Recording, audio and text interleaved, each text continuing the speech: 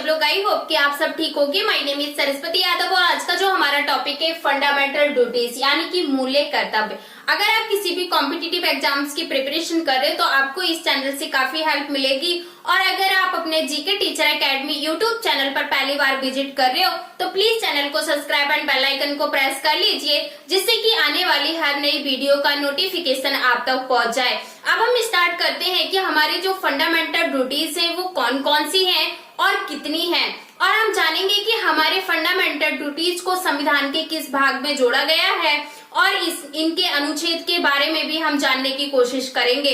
तो अगर हम बात करें फंडामेंटल ड्यूटीज की, तो हमारे जो फंडामेंटल ड्यूटीज है यानी कि जो हमारे मूल्य कर्तव्य हैं, ये संविधान बनने के बाद संविधान में इनको जोड़ा गया था। तो इनके लिए एक नया इनके लिए भाग बनाया गया था जो हमारा क यानी कि पार्ट 4A में इसको जोड़ा गया है। तो जो हमारे मूल्य कर्तव्य हैं इनको संविधान के किस भाग में जोड़ा गया है? तो इनको संविधान के भाग 4A में जोड़ा गया है। और अगर हम इनके अनुच्छेद की बात करें तो यह अनुच्छेद 51 क में इनको जोड़ा गया है। ये क्वेश्चन यहाँ से जो बेसिक अगर हम बात करें तो बेसिक यहाँ से क्वेश्चन बन सकता है कि हमारे जो मूल्य कर्तव्य ये संविधान के किस भाग में जोड़े गए हैं। तो संविधान के भाग 4A में इनको जोड़ा गया है। और अगर हम इसके आर्टिकल की बात करें तो आर्टिकल 51A में इसको जोड़ा गया है।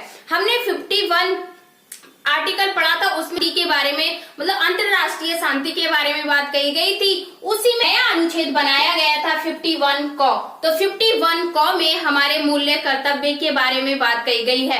अगर हम बात करें कि हमारे जो मूल्य कर्तव्य इनको संविधान में किसके द्वारा जोड़ा गया था, तो हमारी जो एक स्वर्ण सिंह समिति बनी थी, स्वर्ण सिंह समिति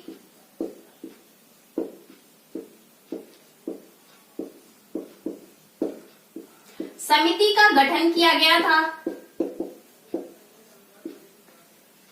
गठन 1976 में किया गया था।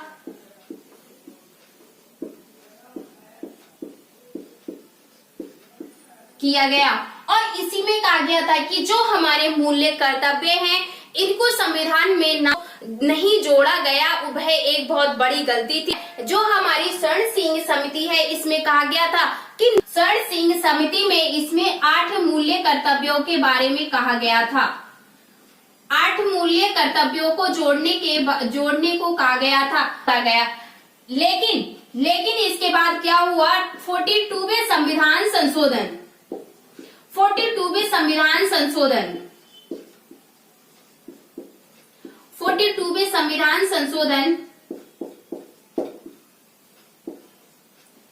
1976 में इसमें 10 मूल्य कर्तव्य जोड़े गए थे।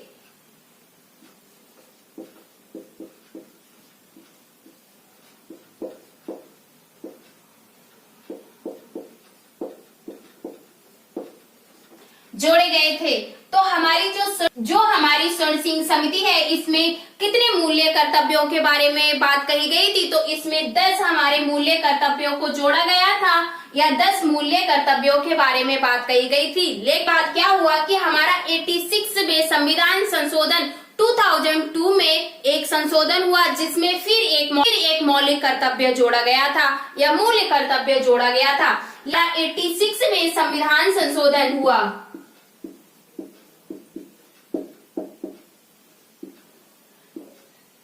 86 में संविधान संशोधन 86 में संविधान संशोधन 2002 में हुआ।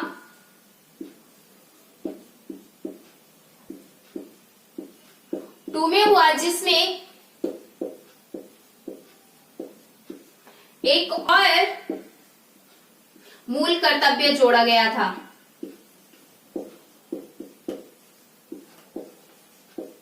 मूल्य कर्तव्य जोड़ा गया था। तो अगर हम टोटल मूल्य कर्तव्यों के बारे में अगर हम बात करें तो हमारे जो मूल्य कर्तव्य हैं वो कितने हैं? 11। यानी कि जो हमारे मूल्य कर्तव्य हैं, अगर हमारे कितने मूल्य कर्तव्य हैं तो हमारे 11 मूल्य कर्तव्य हैं। तो हमारी जो स्वर्ण सिंह समिति है इसमें 8 मूल्य कर्तव्यों को जोड़ने की बात कही गई थी, लेकिन इसमें जो हमारे 42वें संविधान संशोधन 1976 में हुआ, जिसमें हमारे 10 मूल्य कर्तव्यों को जोड़ा गया है। और हमारा एक फिर संशोधन हुआ 86वें संविधान संशोधन 2002 के लिए, जिसमें क्या किया गया था कि हमारा एक मूल्य कर्तव्य और जोड़ा गया था। तो अगर हम कुल मूल्य कर्तव्यों की अगर हम बात करें तो हमारे कितने मूल्य कर्तव्य हैं? 11। अब हम जानेंगे कि हमारे जो मूल्य कर्तव्य हैं वो कौन कौन से हैं।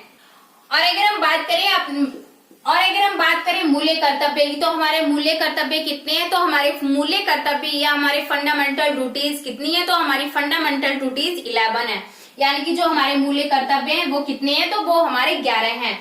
अगर हम फर्स्ट कर्तव्य की बात करें तो इसमें कहा गया है कि संविधान का पालन करें, कि नागरिकों का यह कर्तव्य है कि वो हमारे संविधान का पालन करें। और उन्होंने कहा है कि उसके आदर्श और संस्थान राष्ट्रीय ध्वज और राष्ट्रीय गान का आदर करें। उनके कहने का मतलब ये है कि हमारा जो राष्ट्रीय गान है, यानी कि जो हमारा राष्ट्रीय गान है उसका हम सम्मान करें और जो हमारा संविधान है उसका हम पालन करें। और इसमें कहा गया है कि हमारा जो राष्ट्रीय गान है हम उसका सम्मान करें।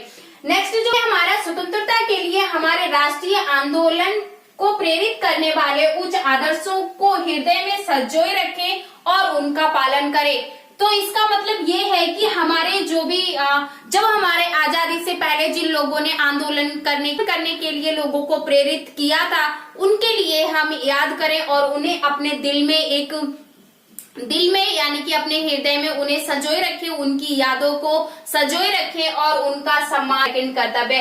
थर्ड हमारा जो कर्तव्य है ये है भारत की संप्रभुता, एकता और अखंडता की रक्षा करें और एकता के साथ रहना चाहिए।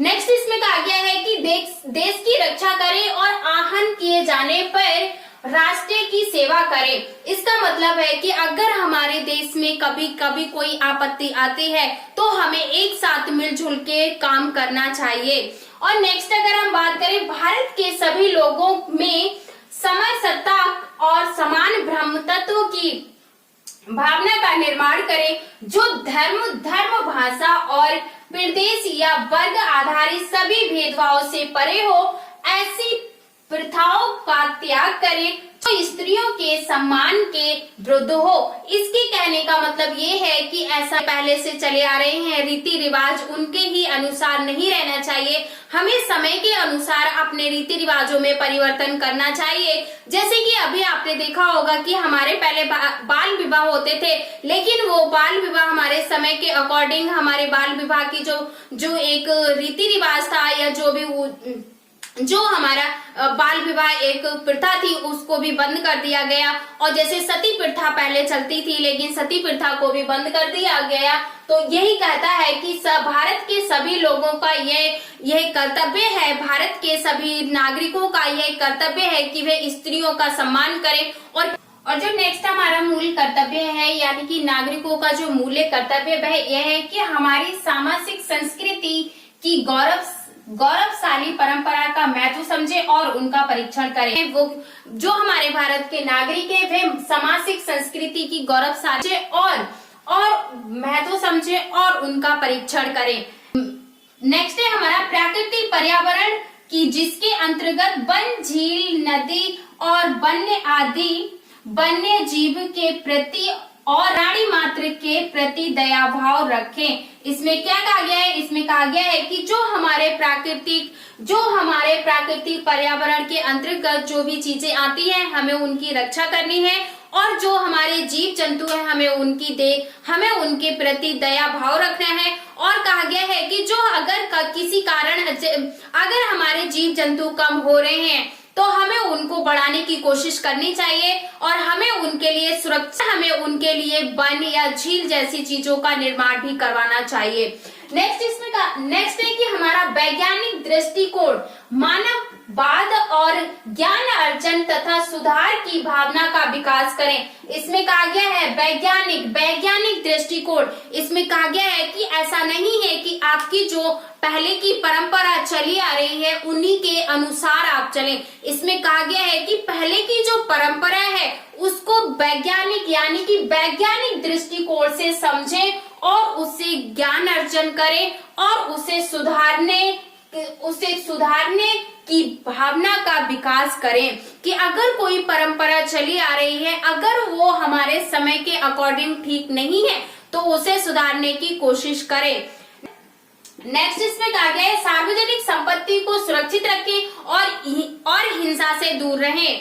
इसमें कहा गया है कि जो हमारी गवर्नमेंट संपत्ति है उसको हमें सुरक्षित रखना है और हमें हिंसा यानी कि हमें लड़ाई झगड़े या किसी भी प्रकार के भेदभाव या किसी भी प्रकार की किसी भी प्रकार से हमें लड़ाई झगड़े नहीं करने हैं, हमें उन चीजों से हमें दूर रहना है। नेक्स्ट कहा गया है कि व्यक्तिगत और सामूहिक गतिविधियों के सभी क्षेत्रों में उत्कर्ष की ओर बढ़ने का प्रयास करना चाहिए, अगर हम नेक्स्ट मूल कर्तव्य के बारे में बात करें तो इसमें जो हमारा नेक्स्ट मूल कर्तव्य है इसमें कहा गया है कि 6 से 14 वर्ष तक के उम्र के बीच के अपने बच्चों को शिक्षा के अवसर उपलब्ध कराना। इसमें जो हमारे भारत के नागरिक हैं वो 6 से 14 वर्ष तक के जो उनके बच्चे हैं उनके लिए वो शिक्षा के अवसर उपलब्ध कराएं और यह जो हमारा शिक्षा के जो अवसर उपलब्ध कराना है ये हमारा 86वें संविधान संशोधन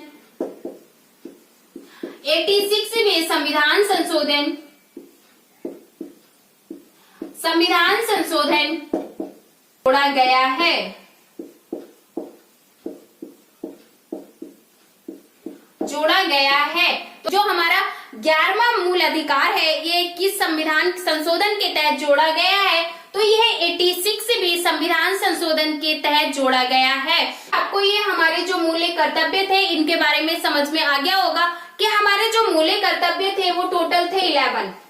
और यहाँ से एक क्वेश्चन बनता है कि हमारे जो फंडामेंटल ड्यूटीज हैं इसको संविधान के किस भाग में जोड़ा गया है, तो संविधान के भाग 4A में इनको जोड़ा गया है। और अगर इनके अनुच्छेद की बात करें तो अनुच्छेद 51A में इनको जोड़ा गया है, या अनुच्छेद 51 में इनके बारे में चर्चा की गई है। और अगर आपको क्लास कैसी लगती है तो प्लीज कमेंट करके जरूर बताया करें। Bye bye, take care, thank you so much.